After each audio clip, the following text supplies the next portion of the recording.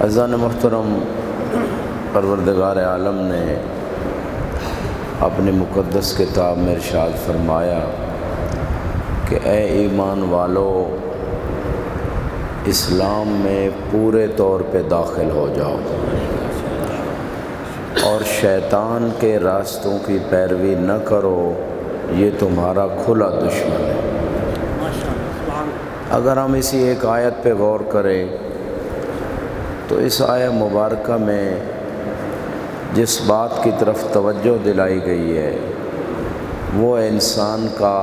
مکمل طور پہ اسلام میں داخلہ،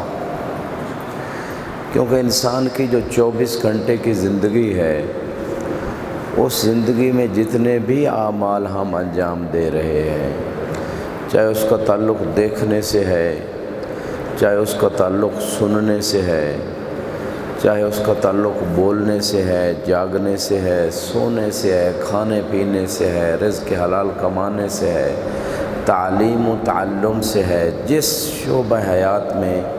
جو بھی ہماری حرکات و سکنات ہیں 24 گھنٹے کی زندگی میں، ان تمام حرکات و سکنات کو اسلامی اصولوں کے مطابق ہونا چاہیے۔ یہی پروردگار کی رضا ہے۔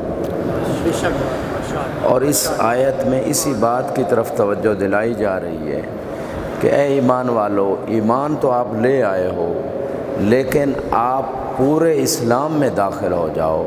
یعنی آپ کا سونا اللہ کی مرضی کے مطابق ہو، آپ کا جاگنا اللہ کی مرضی کے مطابق ہو، آپ کا سوچنا بھی اللہ اور محمد و آل محمد کی رضا کا پہرا بھی آپ کی سوچوں کے اوپر بھی ہونا چاہیے کہ جب آپ سوچ رہے ہیں تو کیا یہ سوچنا محمد و آل محمد کی رضا کے مطابق ہے؟ جب آپ کھا رہے ہیں، کھانا کھا رہے ہیں، تو پہلے یہ سوچیں جو میرے سامنے رزق پڑا ہے یہ حلال سے کمایا ہوا ہے یا اس میں کوئی حرام کی مکسنگ تو نہیں ہے؟ ضروری نہیں کوئی رشوت لے کے ہی حرام رزق کمائے، بلکہ اگر وہ خمس ادا نہیں کرتا، زکوٰۃ ادا نہیں کرتا، تو وہ بھی حلال میں حرام مل گیا ہے۔ اور معصوم فرماتے ہیں کہ اگر ایک لقمہ بھی انسان حرام کا کھا لیتا، علماء تشریف فرما ہے، جانتے ہیں امور کو، آپ کے علم میں بھی یقیناً ہے کہ اگر ایک لقمہ بھی انسان حرام کا تناول فرما لیتا ہے تو 40 دن تک اس کی نماز ہی قبول نہیں ہوتی۔ اور خمس کے بارے میں فتویٰ موجود ہے علماء کا توضیح المسائل میں کہ اگر جس لباس میں نماز پڑھی جا رہی ہے اس لباس کا خمس ادا نہیں ہوا تو غصب لباس میں ہے نماز، لہذا نماز باطل ہے، اس کا اعادہ کیا جائے۔ گھبرا تو نہیں گئے؟ ایک مل کے درود پڑھے بار محمد و آل محمد۔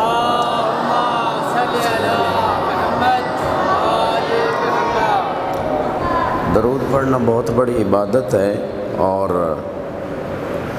بہت بڑا مجمع جوان بچے سب موجود ہیں، اور معصوم فرماتے ہیں کہ جو چاہتا ہے کہ اپنے ایمان کو مضبوط سے مضبوط تر بنائے تو ہمارے اوپر بلند آواز سے درود پڑھا کرے۔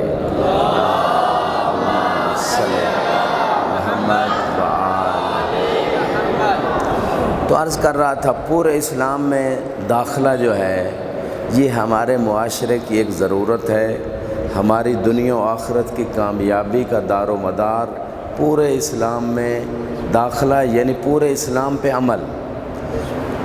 اور تبھی کامیابیوں کے دروازے کھلیں گے۔ مثال کے طور پہ آپ ڈاکٹر کے پاس جاتے ہیں، وہ آپ کے ٹیسٹ لیتا ہے، آپ کے لیے میڈیسن لکھتا ہے، آپ کو پرہیز بتاتا ہے۔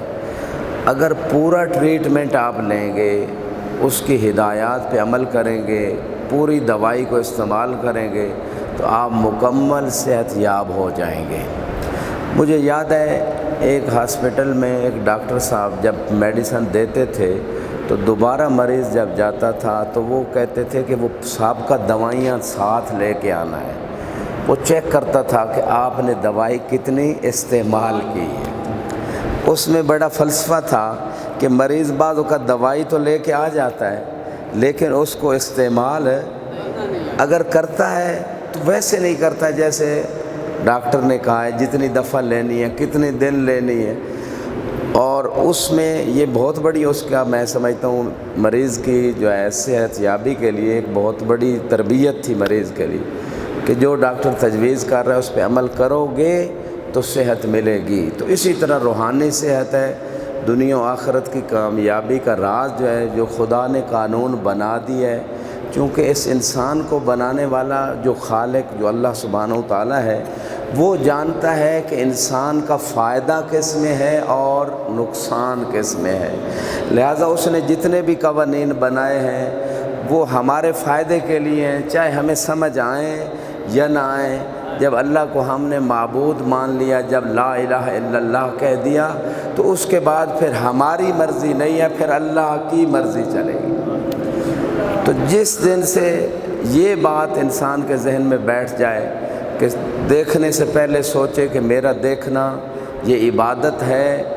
یعنی اللہ کی عبادت ہے یا شیطان کی پیروی ہے، چونکہ اسی آیت میں وَلَا تَتَّبِعُوا خُطُوَاتِ الشَّيْطَانِ،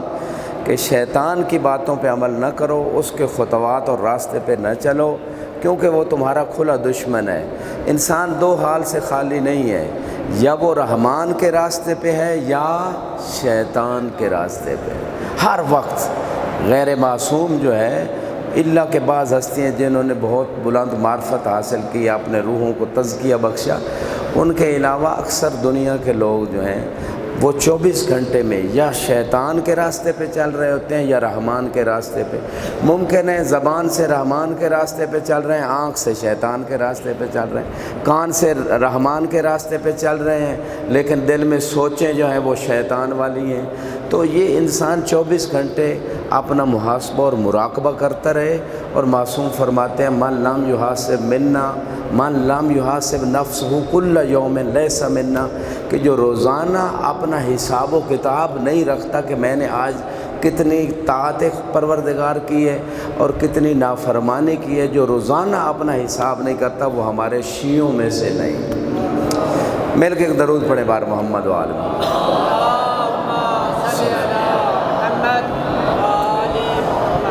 چونکہ اتنا وقت نہیں ہے، جمعے کی نماز میں تھوڑا سا وقت ہوتا ہے، 2 خطبے بھی ہوتے ہیں، تو مختصر یہی عرض کرنا چاہتا ہوں اس پہلے خطبے میں کہ پورے اسلام کو سمجھنا ہر عاقل بالغ پہ بھی واجب ہے، اور والدین پہ یہ اولاد کا حق ہے کہ وہ اپنے بچوں کو بالغ ہونے سے پہلے پورے دین کی معرفت دلائیں۔ مشہور یہ ہے کہ قرآن کی جزاکم اللہ، قرآن کی تعلیم دی جائے، مشہور یہ ہے، اولاد کا حق ہے،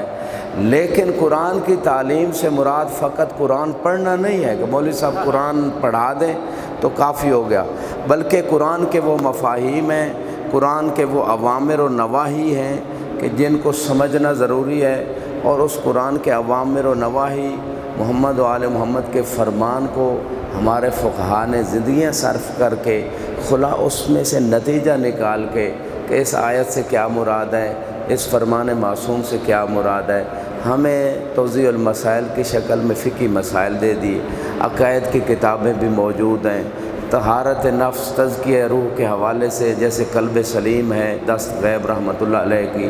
یا گناہان کبیرہ ہے، سیرت معصومین پہ مختلف کتابیں لکھی گئی، 14 ستارے ہیں، نقوش عصمت ہے، مختلف کتابیں۔ تو ہمارے بچوں کا ہمارے اوپر یہ حق ہے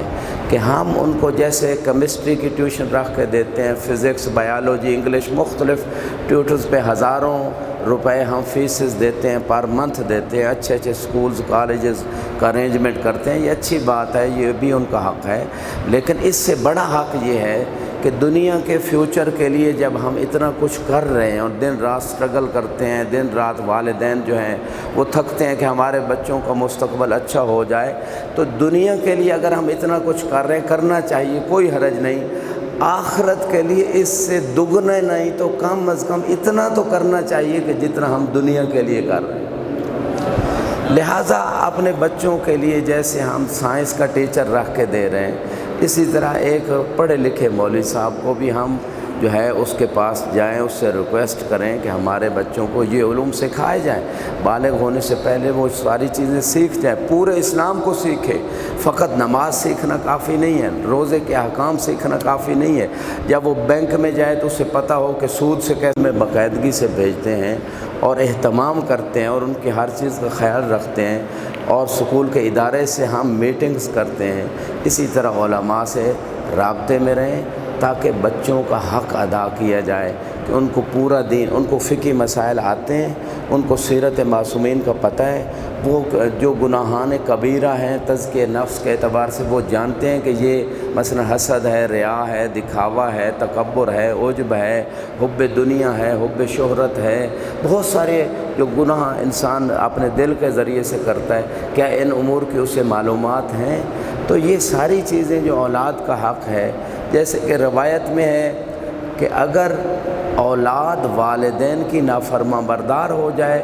تو اولاد کو روز قیامت جو ہے وہ یعنی آگ کے طور پہ اٹھایا جائے، وہ آگ ہوں گے، اور آگ کی سزا یہ ہے کہ جنت کی خوشبو 500 میل کے فاصلے سے بھی نہیں سونگھے گا۔ جس نے، ضروری نہیں والدین اسے آگ کریں، اگر وہ والدین کا نافرما بردار ہے، ان کی اطاعت دینی امور میں رہ کے، دینی قانون میں رہ کے نہیں کرتا اور انہیں اذیت دیتا ہے، ان کی انسلٹ کرتا ہے اور ان کے اس کہنے پہ عمل نہیں کرتا جو شریعت کے مطابق ہے، تو ایسی اولاد آگ ہے، الا کہ والدین بخش دیں یا وہ توبہ کر لے، اور آگ کی سزا میں نے آپ کو روایت میں بتا دی۔ اسی طرح میں نے روایت میں پڑھا ہے کہ جس طرح اولاد آگ ہوتی ہے والدین کی نافرما برداری سے، اسی طرح والدین بھی آگ ہوتے ہیں۔ کون سے والدین آگ ہوتے ہیں؟ جنہوں نے اولاد کا حق ادا نہیں کیا، جنہوں نے بچوں کی دینی تربیت نہیں کی، مکمل دینی تربیت، چونکہ اسلام مکمل ضابطہ حیات ہے۔ جو چیزیں ہمیں پوری زندگی میں جس چیز کی ضرورت ہوتی ہے، جو واجبات ہیں، جو محرمات ہیں، کم از کم مستحبات بھی ساتھ سمجھنے چاہیے، ان کی تعلیم اولاد کا حق ہے والدین کے اوپر۔ اور جو لوگ یعنی والدین اپنے بچوں کی تربیت کا خیال نہیں رکھتے، روز قیامت وہ آگ ہوں گے، الا کہ بچہ خود دین سیکھ لے، الا کہ وہ توبہ کر لیں والدین اور اس کو سکھا دیں۔ تو یہ میری آخری گزارش تھی، دامن وقت میں اتنی گنجائش نہیں ہے۔ اس پہلے خطبے کا خلاصہ یہی نکلا کہ قرآن کی اس آیت کو اپنے نگاہوں کے سامنے رکھیں، یا ایھا الذین آمنوا ادخلوا فی السلم کافۃ، اے ایمان والو اسلام میں پورے طور پہ داخل ہو جاؤ، ولا تتبعوا خطوات الشیطان، اور شیطان کے راستوں کی پیروی نہ کرو، انہ لکم عدو مبین، کہ یہ تمہارا کھلا دشمن ہے۔ اس آیت کو اپنی نگاہ کے سامنے رکھیں، اپنے بیڈ روم میں، اپنی بیٹھک میں، جہاں کے لکھوا کے اس کی ٹرانسلیشن ترجمہ لکھوا کے سامنے رکھیں، اپنے موبائل میں رکھیں، اپنے جہاں بھی آپ لکھ کے جو آپ کو تذکرہ دلاتی رہے، اور روز اپنے آپ سے یہ سوال کریں سونے سے پہلے کہ آج 24 گھنٹے کی جو زندگی اللہ نے مجھے نعمت کے طور پہ دی، اس زندگی میں نے آنکھ سے کتنی نیکیاں کی، کس مومن کی زیارت قربت عن اللہ کی، کس کتاب کا مطالعہ کیا، قرآن کی کتنی تلاوت کی، بہت سارے امور جو آنکھ سے ہوتے ہیں، وہ کتنے نیک کام میں نے کیے۔ اور اسی آنکھ سے نعوذ باللہ آج میڈیا کا دور ہے، خصوصاً ہمارے نوجوان جو ہیں اس میں محتاط رہیں، دینی امور کو شیئر کریں، دینی امور کو سمجھیں اس میڈیا سے، لیکن کوئی شیطانی امر اگر میڈیا سے آپ کے تک پہنچائے تو اس سے آپ چشم پوشی کریں۔ وہ اپنا حساب و کتاب ایک ڈائری بنائی جائے، روز جو ہے انسان محاسبہ کرے اور اس میں دیکھے آنکھ سے کتنی نیکیاں ہوئی، کتنے گناہ، کان سے کتنی نیکیاں ہوئیں، کتنے گناہ ہوئے۔ اسی طرح زبان ہے، اور زبان کے 22 گناہ میں نے روایات میں پڑھے ہیں، سنی علماء نے بھی لکھا، شیعہ علماء نے بھی لکھا، ان گناہوں کی لسٹ بنائی جائے۔ یہ علماء سے آپ لوگ جب طلب کریں گے کہ ہمیں اس خطبے میں، فلاں جمعے کے خطبے میں، درس اخلاق میں، ماہ رمضان میں ہمیں زبان کے گناہ بتائے جائیں، وہ کون کون سے ہیں اور ان کی سزا کیا ہے اور ان سے بچا کیسے جاتا ہے، یہ ساری ڈیمانڈز جب آپ کے اندر پیدا ہوں گی اور جذبہ اور شوق پیدا ہوگا، احساس ذمہ داری پیدا ہوگی، تو پھر آپ اپنے بچوں کی تربیت جو ہے دنیاوی تربیت کے ساتھ ساتھ دینی تربیت پہ بھی زور دیں گے، اور آپ کے گھریلو مسائل حل ہوں گے۔ دینی تربیت سے مسائل حل ہوتے ہیں۔ آج ہر گھر میں جھگڑے ہیں، خاندانوں میں، برادریوں میں مسائل ہیں، ٹینشنز ہیں، پریشانیاں ہیں، رزق کی پریشانیاں، ملازمت کی پریشانیاں، مرض کی پریشانیاں، آپس کے جھگڑے، یہ سارے مسائل ان کا سولوشن اسلام کے اندر ہے اور کمپلیٹ اسلام کے اندر اور اسلام کے ٹوٹل رولز کے اندر ہیں۔ لہٰذا اس کا حل جو ہے مسجد کے اندر ہے، ممبر پہ ہے، علماء کے پاس ہے، کتابیں پڑھنے میں ہے، میڈیا سے بہت چیز آسانی ہو گئی دین کو سمجھنے میں۔ آپ سوال کر سکتے ہیں اور پوچھ سکتے ہیں۔ وآخر دعوانا ان الحمد للہ رب العالمین۔